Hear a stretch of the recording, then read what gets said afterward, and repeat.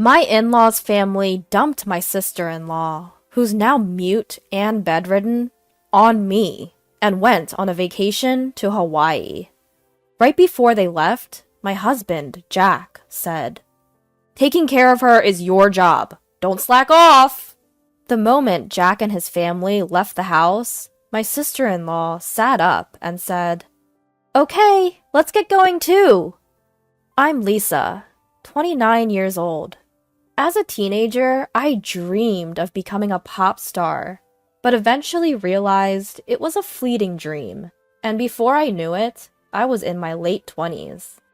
I started dating Jack, whom I had met through a friend, because my mother, with whom I live, kept asking when she was going to see her grandchild. Talking to Jack, I found out that he too had once dreamed of entering the entertainment industry when he was young. Despite our past aspirations, Jack now works at a prestigious trading company with its headquarters in downtown Manhattan. After graduating from college, I worked at a bank until I got married and quit. One day, Jack and I went to his parents' house. Jack has a younger sister named Lucy, who caught a fever when she was a child. Her mother thought it was just a common cold, but when the fever didn't subside, they took her to a doctor and found out it was encephalitis caused by an influenza. It was already too late, and due to the prolonged high fever, Lucy was left with brain damage and turned bedridden. Furthermore, the high fever left lingering effects on the part of her brain that controls speech, leaving her unable to speak. My mother-in-law was the one who took care of Lucy for the most part. For some reason, Lucy and I got along well, and I always looked forward to visiting Jack's family. Lucy couldn't converse verbally, so she used sign language. After becoming close with Lucy, I naturally picked up sign language as well. One day, I signed to Lucy, "We're like best friends who've known each other forever, aren't we?" To which she replied, "Yes, we are. Let's stay close friends forever." I responded, "Of course we will." However, my mother-in-law, who is the complete opposite of Lucy, was always sarcastic towards me. Jack and I live in a condo about a 30-minute drive from his parents' house, but occasionally my mother-in-law would drive over unannounced and start nitpicking on me. "Jackie's shoes are filthy. If a man's shoes are dirty, it reflects poorly on his work. It's your responsibility to keep them clean." My mother-in-law always referred to Jack as Jackie. "Make sure you always fold the laundry neatly. If you don't, Jackie will be in a bad mood." The one who raised Jack this way was none other than her. "No matter how late Jackie gets home, you must never go to bed before him, even if Jackie says it's okay for you to go to bed first." My mother-in-law would say such old-fashioned things. Jack, while we were dating and initially after we got married, was very kind and never disagreed with me. For example, if I said I wasn't feeling well and asked him to have dinner outside, he would readily agree. If I saw a designer bag I liked, he would buy it for me the following month. However, about a year after we got married, Jack started to change. Or perhaps he returned to his original self. He started coming home late from work, always reeking of alcohol.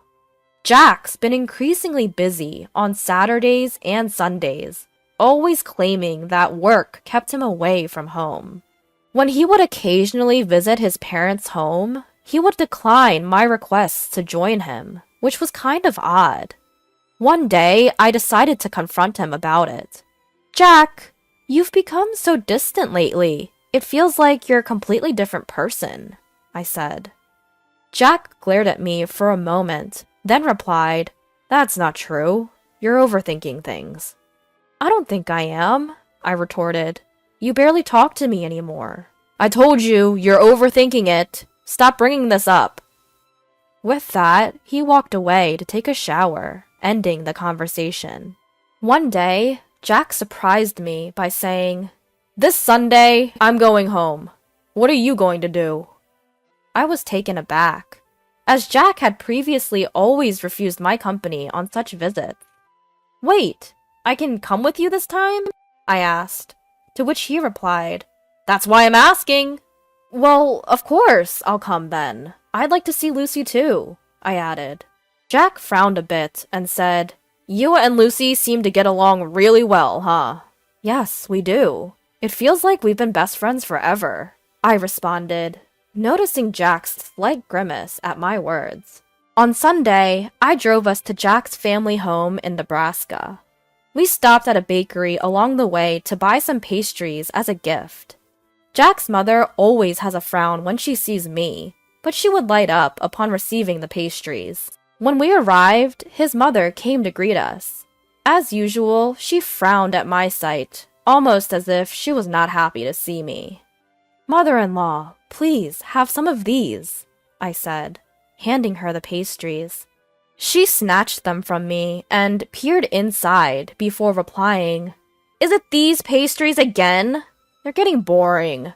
But since you insist, I'll have them." Her face lit up like a child receiving a toy. "Is father around today?" he asked. Jack's father was elderly, but still worked actively. "He's out at a meeting. Why, did you need something?" she asked. "No, not really. I just had something I wanted to talk about with him," he replied. I hadn't heard anything about this from Jack. "What's going on? Did you have something to tell your father?" I asked Jack. "It's none of your business," he responded. "What do you mean? We're a married couple, aren't we? Can you just stop nagging?" Jack retorted, to which his mother added, "Exactly! If Jack doesn't want to tell you something, you shouldn't be prying." I decided not to respond, knowing that arguing with her would be fruitless. Just then, Jack's sister appeared. "Oh, Jack, you're here," she said. "Sis, perfect timing. I have something to discuss." Jack started. "What is it?" she asked. "I can take a long vacation next month. I was thinking about a family trip to Hawaii. How about you, sis?" Jack proposed. "I'll pass. I don't have a passport," she replied. I was taken aback. Jack, who was always busy with work and rarely took time off, was suggesting a trip to Hawaii. "Jack, is everything all right with your job?" "I'm only suggesting this trip because my work's going fine." My mother-in-law seemed displeased with my interference in Jack's business. Frowning deeply, she said to me, "You shouldn't meddle with decisions Jack has made. You're really nosy, aren't you?" "That's right. And Lisa, the reason I asked you here today is because I want you to take care of Lucy during the time we're on vacation." I was momentarily taken aback. But then I realized that staying here with Lucy would be much more enjoyable than going on a trip to Hawaii with my mother-in-law. "Okay, I will take care of Lucy. But if that was the case, you didn't need to bring me all the way here to tell me that, did you?" "I figured if I told you in front of my mother, you'd understand quicker," Jack replied. He must have assumed I'd resist when I found out I couldn't go to Hawaii. And if I did, he wanted my mother-in-law to forcefully convince me. It was clear to me that this was his intent. I was left feeling dumbfounded and left the room to head to Lucy's room. Lucy looked delighted to see me. "It's been a while. How have you been?" "I'm good. What brings you here today?" Jack asked me to come with him to our parents' house, so I did. But it's strange. Before, whenever Jack came here, he used to tell me I couldn't come along. My brother is definitely hiding something. He's always been secretive. So, apparently, he's going to Hawaii next month. But I'll be staying back. I think that's better, though. As I said this with a smile, Lucy also replied with a grin. "In that case, you should come over and stay here." "Sure, I'll do that." After that, Lucy and I had a great time chatting. I always wondered why Lucy and my mother-in-law were so different. About an hour later, Jack came to get me, and we headed home. At that time, Lucy gave me a slight wink. She revealed a shocking truth and an even more shocking plan to me. A month later, on the day of the Hawaii trip, Jack and I went to his parents' house. Although I wasn't going to Hawaii, I brought my luggage to stay at my in-laws for a week with Lucy. I took the luggage to Lucy's room. "It's finally happening," Lucy said, flashing a playful grin. When I returned to the living room, everyone going to Hawaii was already there. It seemed that Jack's father wasn't going, as he wasn't present. As the departure time neared, the entire family, with Jack's voice rising above the rest, chimed in. "Taking care of Lucy is your job. Don't slack off." And even my mother-in-law added, "Please get along well with Lucy. It's better for you to stay here, isn't it? If anything happens to Lucy, it's all your fault. We'll hold you responsible." It was absurd for someone who was about to abandon their immobile sister for a vacation in Hawaii to say these words. But I did not react at all. It didn't matter what Jack said. I wasn't in the mood to see them off, so I returned to Lucy's room. It was at that very moment. Lucy sprang up energetically from her bed and called out to me. "Come on, let's get going." This echoed a conversation we'd had just the other day when Lucy confessed, "You know, I can actually walk." And with walking came the ability to converse. "Since when?" I asked. "Since last year, I suppose." "Why have you been hiding this from the rest of the family?" With that, Lucy began sharing an unexpected tale. "Actually, my father and mother are both remarried. I'm my dad's child from his previous marriage, and my sister and brother are from my mom's side." I was surprised, but considering how distant and cold my mother-in-law usually was towards Lucy, I couldn't help but think, I thought so. "Is that so?" "Yeah, my mom despises me. And I didn't want to talk to her, so I pretended that I couldn't." "And your father?" "Dad knows everything. He's always on my side." "I see. That's why, regarding this trip to Hawaii, I'm thinking we should go too." "Huh? What do you mean?" "I mean, I'm planning to go to Hawaii on the same day with you. We'll even stay at the same resort," Lucy said, with a sparkle in her eye, which caught me completely off guard. "What? I'd be thrilled to go to Hawaii with you, Lucy, but do you even have a passport?" "Of course. I secretly got my passport last month. And don't worry about the expenses. My dad is covering our plane tickets and the resort, including yours." "I see. I'm really looking forward to this." And that's how we ended up here today. When Lucy and I arrived at the airport via taxi, my father-in-law was there, waiting to see us off. "Lisa, it's been a while. I know it must be surprising, but I hope you enjoy the trip to Hawaii." "Thank you, father-in-law. I feel guilty for all the plane tickets and resort fees you've covered." "Ha! Don't worry about it.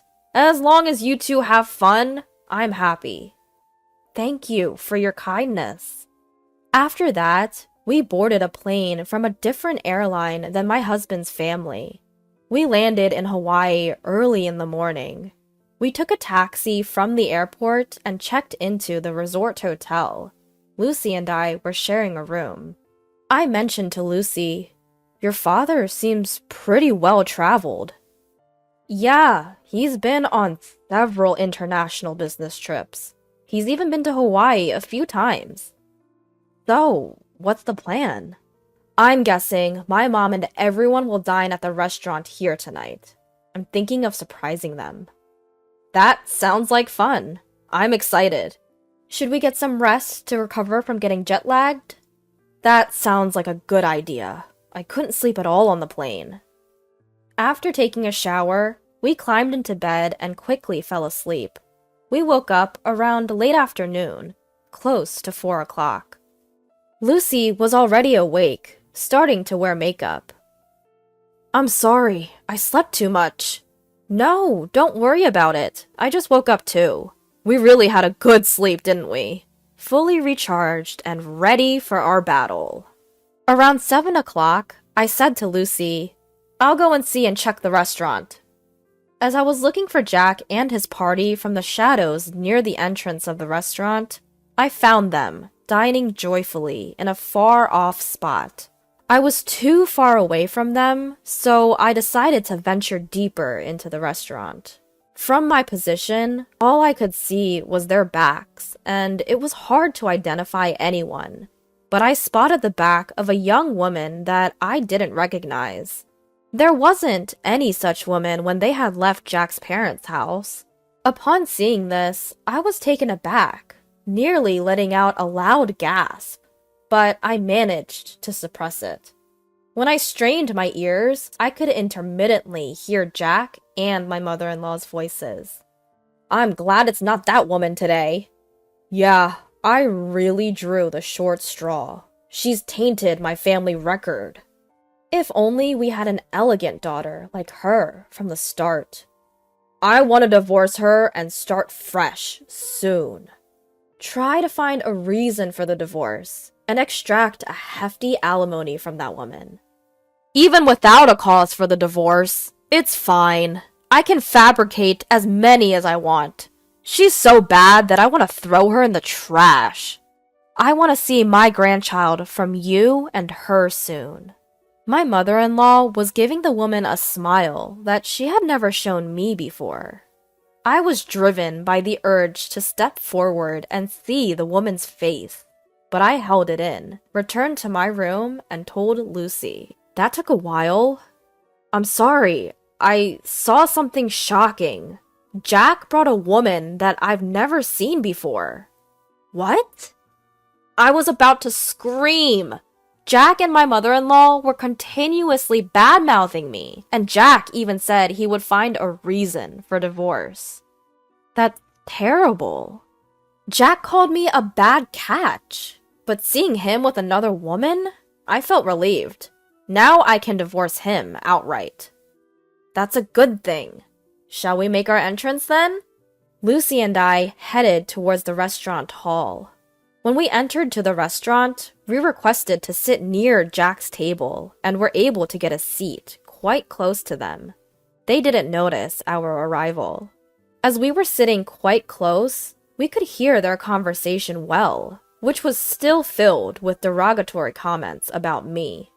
I was amazed and ended up giving a bitter smile at how they could badmouth me indefinitely.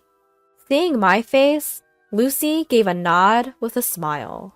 That was a cue for us to begin our counterattack. I stood up from my seat, stepped forward towards Jack, and shouted, Are you all having a good time? I'll never forget the look on Jack and my mother-in-law's faces at that moment. Their mouths agape and eyes wide open. They froze for a few seconds. After a few seconds, my mother-in-law finally spoke. Why are you here? And how did Lucy get here without a wheelchair? At her words, Lucy stood up, gave mother-in-law a smile, and said, I don't need a wheelchair. Once again, they were stunned. Thanks to you, my body and speech have returned to normal. I must have caused you quite a bit of trouble for a long time. Lucy, when did you regain your ability to speak? I wonder when that was. Maybe last year? Then why did you hide it until now? Because it was better if you guys continued to believe that I couldn't speak. You and Jack were speaking ill of me earlier, weren't you? My mother-in-law's face turned pale in an instant. What do you mean? She asked. Yeah, we weren't saying anything bad about you, Lisa, Jack retorted. That won't work. I recorded everything on my phone. Do you want me to play it back right now? I countered. My mother-in-law fell silent, but Jack stood up. Lisa, you've been causing me trouble all this time, and now you're making these outrageous claims? He barked. Jack was the one making absurd claims, so I retaliated. Once I returned back home, I'll immediately contact my lawyer to initiate our divorce procedure. You can't deny the fact that you're on a vacation abroad with another woman. Plus, you described getting with me as drawing a blank lottery ticket, so I expect you to demonstrate sincerity by paying a hefty compensation for that comment, I declared. At my words, my mother-in-law seemed to acknowledge her defeat, and her attitude abruptly changed. Lisa, dear, I really like you. Please, try to get along with Jack. This woman is not involved with Jack, she pleaded. I'm sorry, but I can't do that. Since I am a blank lottery ticket, I cannot live with Jack. Please, enjoy your time with this woman. Oh, and I might also seek compensation from her. Isn't that exciting? I smirked. The woman in question turned pale and began to tremble upon hearing my words. Unfazed by the public gaze, Jack fell to his knees and pleaded. Lisa, I beg you, don't make this a big deal. My company has strict rules about this, he implored. What's that? You don't sound sorry at all, I replied. Jack appeared taken aback, then tried again. Lisa, I beg you, forgive me. If my company finds out, I'll lose my job, he confessed. Though your plea sounds better now, I will never forgive you. You are married, and yet here you are on an overseas trip with another woman, I said firmly. Upon hearing my words, my mother-in-law also fell to her knees next to Jack, pleading. Please, forgive my son, she implored, tears streaming down her face. By this time, all the other customers were watching us, and the restaurant manager started walking towards our table. Seeing this, I got up and said, Well, Lucy and I will head back to our room. You all enjoy your Hawaiian vacation. I guess things will get a bit difficult when you get back home. Hearing this, Jack, crying, shouted at the top of his lungs.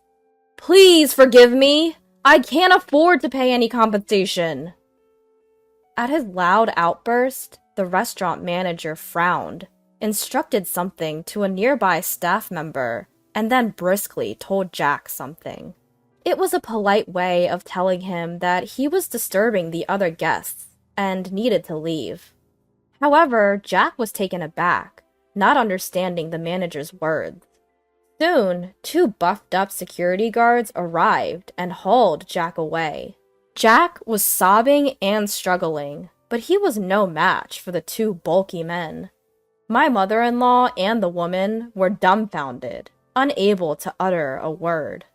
While Lucy and I were also surprised by the turn of events, I thought Jack got what he deserved.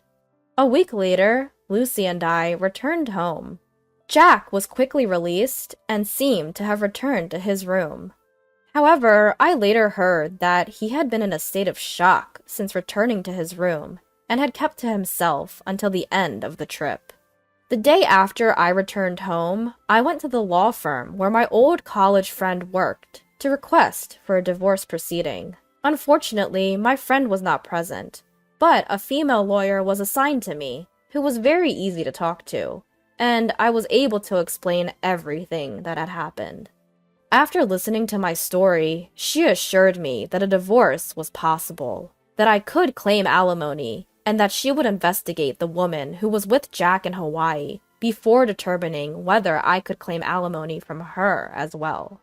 A month later, the female lawyer contacted me and informed me that it had been proved that Jack had been dating the other woman for about 6 months. Hence, She said it was possible for me to demand alimony from this woman too. I requested the female lawyer, please squeeze as much alimony as you can from Jack and his woman. She smiled and nodded. 2 months later, I was officially divorced, and into my bank account was deposited the alimony from the two. I mumbled as I saw the amount. And that's karma for calling me a blank lottery ticket. 3 months later, Jack and my mother-in-law suddenly visited my place. Despite it being only 3 months, they had lost a lot of weight and looked completely haggard. I asked them, "What do you want? I don't want to see your faces." Jack replied in a thin voice, "I'm sorry. Could you lend me some money? I've lost my job and the woman ran away. I don't even have money for food." My mother-in-law also spoke in a whisper. "I've divorced my husband too. I don't have money. Please, I beg you." My mother-in-law was in tears.